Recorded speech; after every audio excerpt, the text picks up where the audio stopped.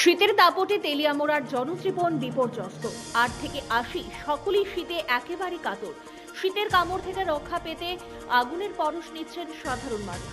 কনকনে শীতের দাপটে বিপর্যস্ত জনজীবন তেলিয়ামোড়ার মানুষ। ভোরে ও সন্ধ্যার দিকে হিমেল হাওয়ার সঙ্গে তাপমাত্রা আরো নেমে যাওয়ায় সাধারণ মানুষ কিছুটা স্বস্তি পেতে মানুষ আগুনের পরশ নিচ্ছেন। শহরের বিভিন্ন রাস্তায়, বাজার এলাকায়, বাস স্ট্যান্ড এবং গ্রামীণ পথঘাটে খড়কুটো, কাঠ ও শুকনো পাতা জ্বালিয়ে শীত নিবারণের চেষ্টা করছেন মানুষজন। বিশেষ করে দিনমজুর, রিক্সা চালক, দোকানদার ও পথচারীরা কনকনে ঠান্ডার হাত থেকে বাঁচতে আগুনের পাশে জড়ো হচ্ছেন। এর সঙ্গে ১ কাপ গরম চা পান করছেন। এই চা যেন শীতের আমেজকে আরো বাড়িয়ে তুলছে। স্থানীয়দের মধ্যে চলতি শীতের মরশুমে শীতের প্রকোপ তুলনামূলকভাবে বেশি। সকালের দিকে ঘন কুয়াশা ও ঠান্ডা বাতাসের কারণে স্বাভাবিক জীবন কিছুটা ব্যাহত হচ্ছে। অনেকেই শীতের কামড় সহ্য করতে না পেরে ঘরবন্দি হচ্ছেন।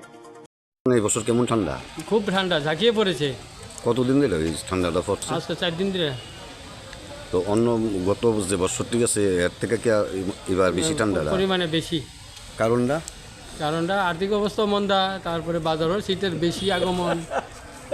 রাস্তাঘাট নানান রাস্তাঘাটে মানুষ নাই, বয়স্ক লোক মারা যাইতেছে।